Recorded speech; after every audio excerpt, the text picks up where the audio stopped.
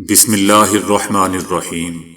السلام علیکم دوستو، دنیا بھر کی خبروں میں آج آپ سنیں گے، لیکن اس سے پہلے اگر ہو سکے تو لائک اور سبسکرائب کا بٹن ضرور دبا لیں۔ شکریہ۔ برطانیہ نے امریکہ کو اپنے فوجی اڈے استعمال کرنے کی اجازت دے دی ہے۔ امریکی بمبار طیارہ B-1 دوستو royal air force Fairford پہ پہنچ گیا۔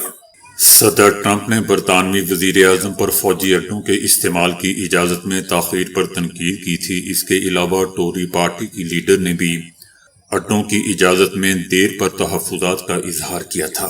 دوسری جانب برطانیہ میں قانون نافذ کرنے والے اداروں نے یہودی مقامات کی جاسوسی کے شعبے میں 10 افراد کو گرفتار کیا ہے۔ برطانوی پولیس کا کہنا تھا کہ تمام افراد کو قومی سلامتی ایکٹ کے تحت گرفتار کیا گیا ہے۔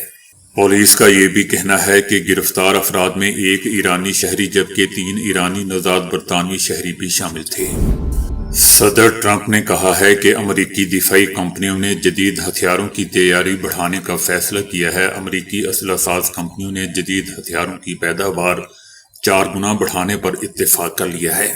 صدر ٹرمپ کا یہ بھی کہنا ہے کہ امریکہ کے پاس کم درجے کے ہتھیاروں کا تقریباً لامحدود ذخیرہ موجود ہے، جبکہ کم درجے کے ہتھیار ایران جنگ میں استعمال ہو رہے ہیں۔ دوستو، مشرق وسطیٰ کی جنگ اب ایسے موڑ پر پہنچ چکی ہے جہاں روایتی جنگ کے اصول بدل چکے ہیں۔ اسرائیل اور امریکہ کی فضائی کارروائیوں نے اگرچہ ایران کے مرکزی کمانڈ نظام کو نقصان تو پہنچایا ہے، لیکن ایران نے سب سے مہلکتی ڈی سینٹرلائز موزیک ڈیفنس سسٹم نکال لیا ہے۔ موزیک ڈیفنس سسٹم اس نئی حکمت عملی کے تحت اسلامی انقلابی گارڈ کور کو 31 خود مختار یونٹس میں تقسیم کر دیا گیا ہے۔ اب تہران میں بیٹھے اعلیٰ حکام کے حکم کا انتظار کیے بغیر ہر صوبے کا کمانڈر دوستوں خود فیصلہ کرے گا کہ کب میزائل داغنا ہے اور کب ڈرون کا حملہ کرنا ہے۔ سپریم لیڈر آیت اللہ خامنائی کی موت کی تصدیق کے بعد ایران نے اس سوسائڈ پروف حکمت عملی کو مکمل طور پر نافذ کر دیا ہے تاکہ قیادت کے خاتمے کے بعد بھی مزاحمت جاری رہ سکے۔ موزیک ڈیفنس سسٹم کا دوستوں سادہ مطلب یہ ہے کہ بکھر کر لڑنا۔ جس طرح موزیک پینٹنگ چھوٹے چھوٹے ٹکڑوں سے مل کر بنتی ہے، اسی طرح ایران نے اپنی فوج کو چھوٹے چھوٹے خود مختار حصوں میں تقسیم کر دیا ہے۔ ایران کا کل رقبہ تقریباً 16.5 لاکھ مربع کلومیٹر ہے، جو کیلیفورنیا سے 4 گنا بڑا ہے۔ اتنے وسیع علاقے میں کمانڈ کو 31 حصوں میں بانٹنے کا مطلب دوستو یہ ہے کہ اگر دشمن تہران کو تباہ بھی کر دے تو باقی 30 صوبے اپنی جنگ جاری رکھ سکیں گے۔ ہر یونٹ کے پاس اپنے ہتھیار، اپنی رسد اور فیصلے کرنے کی مکمل آزادی ہوتی ہے۔ یہ حکمت عملی قیادت کو ختم کرنے والے حملوں کے خلاف ڈھال کا کام کرتی ہے۔ ہر یونٹ کے پاس اپنے ہتھیار، اپنی رسد اور فیصلے کرنے کی مکمل آزادی ہوتی ہے۔ یہ حکمت عملی قیادت کو ختم کرنے والے حملوں کے خلاف ڈھال کا کام دوستوں کرتی ہے۔ ایران کے وزیر خارجہ عباس عراقچی نے واضح کر دیا ہے کہ امریکہ اور اسرائیل کی بمباری سے ایران کی جنگی صلاحیت متاثر نہیں ہوگی۔ ان کا کہنا تھا کہ ایران نے گزشتہ 2 دہائیوں میں یعنی 20 سالوں میں افغانستان اور عراق میں امریکہ کی ناکامی کا باریک بینی سے مطالعہ کیا ہے۔ وزیر خارجہ عراقچی کا دعویٰ تھا کہ ایران ایک طویل اور تھکا دینے والی جنگ کے لیے تیار بیٹھا ہوا ہے۔ انہوں نے ٹرمپ انتظامیہ کو چیلنج دیتے ہوئے کہا کہ امریکہ شاید اسے 4 ہفتوں کا آپریشن سمجھ رہا ہو، لیکن ایران اسے برسوں تک جاری رکھنے کی صلاحیت رکھتا ہے۔ ایران کا مقصد ابتدائی جھٹکے کے بعد گوریلا جنگ اور پراکسی نیٹ ورک کے ذریعے دشمن کو الجھائے رکھنا ہے۔ ایران دوستو جانتا ہے کہ وہ ٹیکنالوجی کے معاملے میں امریکہ اور اسرائیل کا براہ راست مقابلہ نہیں کر سکتا، اس لیے اس نے غیر متوازن جنگ کا راستہ اختیار کیا ہے۔ اس میں بھاری ٹینکوں یا بڑے بحری جہازوں کی بجائے موبائل میزائل لانچر، سمندر میں چھوٹی کشتیوں کے جھنڈ اور حزب اللہ، حماس اور حوثیوں جیسے پراکسی گروپ کا استعمال کیا جاتا ہے۔ ایران کے موزیک ڈیفنس کے تحت دوستو یہ تمام گروپس آپس میں مربوط تو ہوتے ہیں، لیکن ایک دوسرے پر مکمل انحصار نہیں کرتے۔ اگر ایک کڑی ٹوٹ بھی جاتی ہے تو پوری زنجیر ناکام نہیں ہوتی۔ اسی لیے مغربی دفاعی ماہرین اسے ڈیفنس ان ڈیتھ کہتے ہیں، جو حملہ آور کو آہستہ آہستہ تھکا کر کمزور کر دیتا ہے۔ موزیک وارفیئر کی سب سے بڑی مشکل رابطے کا نظام ہوتا ہے۔ امریکہ اور اسرائیل دوستوں اکثر ایران کے مواصلاتی نیٹ ورک کو جام کرنے کی کوشش کرتے ہیں۔ اس کا توڑ نکالتے ہوئے ایران نے علاقائی کمانڈرز کو مکمل آزادی دے رکھی ہے کہ وہ اپنے طور پر کوئی بھی فیصلہ کر سکتے ہیں۔ اس کا مطلب دوستو یہ ہے کہ اگر ایران کے کسی شہر کا تہران سے رابطہ منقطع بھی ہو جائے تو کمانڈر اپنی حکمت عملی سے کارروائی جاری رکھ سکتا ہے۔ اس مقصد کے لیے ایران نے پہاڑوں، ریگستانوں کے نیچے مضبوط بنکر اور محفوظ تنصیبات قائم کی ہیں جہاں سے ڈرونز اور میزائل داغے جا رہے ہیں۔ صدر ٹرمپ کا کہنا ہے کہ درست فضائی حملوں اور معاشی دباؤ کے ذریعے ایران کو گھٹنے ٹیکنے پر مجبور کیا جا سکتا ہے، جبکہ ایران کے سیکیورٹی سربراہ علی لاریجانی نے کہا ہے کہ ایران نے خود کو ایک طویل جنگ کے لیے تیار کر رکھا ہے، کیونکہ ہم نے امریکیوں کا افغانستان میں ان کی شکست اور عراق میں ان کی شکست کا 20 سال تک مطالعہ کیا ہے، اور ہم اس نتیجے پر پہنچے ہیں کہ امریکہ کے ساتھ جنگ رکھنے یا طویل جنگ رکھنے کا طریقہ کار صرف یہی ہے کہ موزیک ڈیفنس سسٹم اپنایا جائے، ایک لمبی لڑائی لڑی جائے۔ دوستو، ایران کی یہ حکمت عملی کا مقصد دشمن کے لیے فتح کو اتنا مہنگا بنا دینا ہے کہ وہ خود پیچھے ہٹنے پر مجبور ہو جائے، فتح کا سوچے تک بنا۔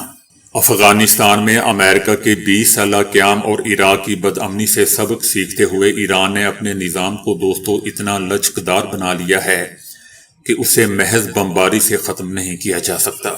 موزیک ڈیفنس سسٹم کا دوستو ایک نیا پہلو بھی سامنے آیا ہے کہ بغیر انسان کے چلنے والے ہتھیار اس میں ہوتے ہیں۔ اس میں UAV، زمین پر چلنے والے روبوٹس اور پانی کے اندر کام کرنے والے ڈرونز بھی شامل ہیں۔ ان چھوٹے اور نسبتاً سستے ہتھیاروں کو نیٹ ورک کے ذریعے جوڑ کر ایک موزیک بنایا جاتا ہے جو دشمن کے بڑے اور مہنگے نظاموں کو نشانہ بناتا ہے۔ اس سے نہ صرف ایرانی فوجیوں کی جان محفوظ رہتی ہے بلکہ دشمن کے لیے یہ اندازہ لگانا بھی مشکل ہو جاتا ہے کہ حملہ کس سمت سے آ رہا ہے۔ یوں بقا کی صلاحیت دوستو کئی گنا بڑھ جاتی ہے۔ ایران کے صدر ڈاکٹر مسعود کا کہنا ہے کہ پڑوسی ممالک کے خلاف کوئی حملہ یا میزائل حملے نہیں کیے جائیں گے۔ ان کا کہنا تھا کہ گزشتہ دنوں ہونے والے حملوں پر پڑوسی ممالک سے معذرت خواہ ہیں، ہمارا دوسرے ممالک پر حملہ کرنے کا کوئی ارادہ نہیں تھا۔ ایرانی صدر نے یہ بھی کہا کہ لیڈرشپ کونسل نے پڑوسی ممالک کے خلاف کوئی حملہ یا میزائل حملہ نہ کرنے کی منظوری دے دی ہے۔ پڑوسی ممالک کے خلاف کوئی حملہ یا میزائل حملے نہیں کیے جائیں گے جب تک ان ممالک کی سرزمین ایران پر حملہ کے لیے استعمال نہیں ہوگی۔ ڈاکٹر مسعود کا کہنا تھا کہ ایران امریکہ اسرائیل کے سامنے سرنڈر نہیں کرے گا، دشمن کو ایرانی عوام کے ہتھیار ڈالنے کی خواہش کو قبر میں لے جانا پڑے گا۔ ایران اور اسرائیل کے درمیان بڑھتی ہوئی کشیدگی اور امریکہ کی جانب سے اسرائیل کی حمایت نے دوستو انڈونیشیا کے صدر کو شدید داخلی دباؤ میں ڈال دیا ہے۔ انڈونیشین عوام اور سیاستدانوں نے صدر کی موجودہ پالیسیوں پر شدید ناراضگی کا اظہار کرتے ہوئے مطالبہ کیا ہے کہ وہ امریکہ سے فوری طور پر دوری اختیار کر لیں۔ امریکہ اور اسرائیل کی ایران پر حالیہ کارروائیوں کے بعد انڈونیشیا میں عوامی غم و غصے کی لہر دوڑ چکی ہے۔ دوستو یاد رہے کہ انڈونیشیا نے اب تک اسرائیل کے ساتھ کوئی باقاعدہ سفارتی تعلقات قائم نہیں کیے ہیں۔ اس سے پہلے پیس بورڈ کے تحت صدر نے غزہ میں 8000 انڈونیشین فوجی بھیجنے کی پیشکش کی تھی۔ تاہم عوام کا ماننا ہے کہ امریکہ کے ساتھ قریبی تعلقات فلسطین اور ایران کے کاز کو نقصان پہنچا رہے ہیں۔ راہل گاندھی نے مودی حکومت کی پالیسیوں پر سوال اٹھاتے ہوئے کہا ہے کہ کیا اب امریکہ فیصلہ کرے گا کہ بھارت نے کس سے تیل خریدنا ہے اور کسی سے نہیں۔ امریکی محکمہ خزانہ کی جانب سے دوستو بھارت کو روس سے تیل خریدنے کے لیے 30 دن رعایت دینے کے فیصلے نے بھارت کی اندرونی سیاست میں طوفان کھڑا کر دیا ہے۔ کانگریس نے اسے بھارت کی خود مختار خارجہ پالیسی کی ناکامی اور مودی حکومت کی کمزوری قرار دے دیا۔ کانگریس کا کہنا ہے کہ امریکی سیکرٹری خزانہ بھارت کو روسی تیل خریدنے کی اجازت دینے والے کون ہوتے ہیں؟ بھارتی حکومت ہر امریکی حکم کے سامنے کیوں جھک رہی ہے؟ بی جے پی نے بھارت کی آزادانہ خارجہ پالیسی کو ایک مذاق بنا کر رکھ دیا ہے۔ مودی حکومت اب کچھ ہمت اور حوصلہ دکھانے کی ضرورت ہے۔ انڈین تجزیہ کاروں کا بھی دوستو کہنا ہے کہ امریکہ سے اس طرح کی اجازت لینا اس بات کا ثبوت ہے کہ مودی حکومت کی معاشی پالیسیاں اب امریکہ کی مرہون منت ہیں۔ امریکی محکمہ انصاف نے دوستو ایک پاکستانی شہری کو صدر ٹرمپ کو اور دیگر اہم امریکی سیاستدانوں کو ایران کے کہنے پر مارنے کی منصوبہ بندی کرنے پر مجرم قرار دے دیا ہے۔ آصف مرچنٹ پر الزام تھا کہ انہوں نے امریکہ کی جانب سے ایرانی فوجی کمانڈر قاسم سلیمانی کو مارنے کا بدلہ لینے کے لیے ان کو شہید کرنے کا بدلہ لینے کے لیے ٹرمپ اور دیگر کو نشانہ بنانے کے منصوبے میں امریکہ میں لوگوں کو بھرتی کرنے کی کوشش کی تھی۔ آصف مرچنٹ کو ایرانی حکام کی ہدایت پر اور قومی حدود سے تجاوز کرتے ہوئے تخریب کاری کی کارروائی کا ارتکاب کرنے کے جرم میں مجرم قرار دے دیا گیا ہے۔ آصف مرچنٹ نے ایران کی اسلامی انقلابی گارڈز کور کے ساتھ سازش میں شامل ہونے کا اعتراف کیا ہے۔ آصف مرچنٹ کا کہنا تھا کہ اسے کبھی بھی کسی مخصوص شخص کو مارنے کا حکم نہیں دیا گیا تھا، لیکن اس کے ایرانی ہینڈلر نے ایرانی دارالحکومت میں بات چیت کے دوران 3 افراد کے نام بتائے۔ امریکی قانون نافذ کرنے والے اداروں نے حملہ ہونے سے پہلے ہی اس منصوبے کو ناکام بنا دیا۔ ایران کی جانب سے اسرائیل پر بیلسٹک میزائلوں سے دوستو تابڑ توڑ حملے ابھی بھی جاری ہیں۔ ان حملوں کے باعث لاکھوں اسرائیلی شہری رات بھر پناہ گاہوں میں چھپنے پر مجبور ہو چکے ہیں، جبکہ ایران دن میں بھی حملے کر رہا ہے، جبکہ اسرائیلی سائرن پچھلے 24 گھنٹوں سے دوستو مسلسل چیخ رہے ہیں۔ ایران کی پاسداران انقلاب نے امریکی صدر ٹرمپ کو چیلنج کرتے ہوئے دوستو کہا ہے کہ اگر ہمت ہے تو آبنائے ہرمز میں تیل بردار جہازوں کی حفاظت کے لیے امریکی بحری جہاز بھیج کر دکھاؤ۔ اگر امریکہ اپنے بحری جہاز بھیجنا چاہتا ہے تو وہ آئل ٹینکرز کو آبنائے ہرموز سے گزار کر دکھائے۔ یہ بیان دوستو ایسے وقت میں سامنے آیا ہے جب امریکی صدر ٹرمپ نے منگل کے روز کہا تھا کہ ضرورت پڑنے پر امریکی بحریہ آبنائے ہرموز سے گزرنے والے تیل بردار جہازوں کو سیکیورٹی فراہم کرے گی۔ صدر کا کہنا تھا کہ اگر حالات کا تقاضا ہوا تو کمرشل جہازوں کے ساتھ ساتھ امریکی نیوی بھی آبنائے ہرموز میں جائے گی، جبکہ جہازوں کے انشورنس کے معاملے میں امریکی مالیاتی ادارے بھی مدد فراہم کریں گے، لیکن دوستو ایسا کچھ نہیں ہوا، نہ ہی آگے کچھ نظر آ رہا ہے۔ یقیناً دوستو آپ یہ بھی جانتے ہوں گے کہ آبنائے ہرموز دنیا کے اہم ترین تیل بردار بحری راستوں میں شمار ہوتا ہے، کیونکہ مشرق وسطیٰ کے کئی تیل پیدا کرنے والے ممالک خصوصاً سعودی عربیہ، ایران، عراق، کویت، بحرین، قطر اور متحدہ عرب امارات کا برآمد شدہ تیل اسی راستے سے عالمی منڈیوں تک پہنچتا ہے، جو کہ اب بند ہو چکا ہے۔ نیو یارک کے پہلے مسلم میئر زہران ممدانی کی اہلیہ نے دوستو 7 اکتوبر 2023 کو حماس کی اسرائیل پر حملے سے متعلق سوشل میڈیا پوسٹ کو لائک کیا تھا، جس پر اب انہیں ہراساں کیا جا رہا ہے۔